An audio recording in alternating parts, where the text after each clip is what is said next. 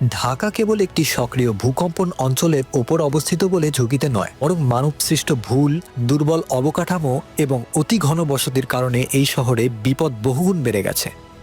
ভূমিকম্প হলে ঢাকার ক্ষয়ক্ষতি শুধু প্রাকৃতিক কারণে নয়, আমাদের নিজেদের তৈরি পরিস্থিতির ফলেও ভয়াবহ হতে পারে। ঢাকার বিশাল অংশ জুড়ে রয়েছে পুরনো, দুর্বল এবং অপ্রতিরোধক ভবন, যেগুলো নরম মাটির ওপর দাঁড়িয়ে আছে।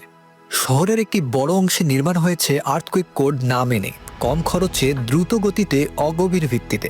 অনেক ভবন আছে যেগুলো বড় ধরনের কম্পন সহ্য করার ক্ষমতাই নেই। ভাবুন, একটি বাঁশের উপর দাঁড় করানো টিনের ঘর, বাইরে থেকে হয়তো শক্ত মনে হচ্ছে, কিন্তু হালকা ধাক্কাতেই কাঁপতে শুরু করে। ঢাকার অনেক ভবন এখন ঠিক সেই অবস্থাতেই দাঁড়িয়ে আছে।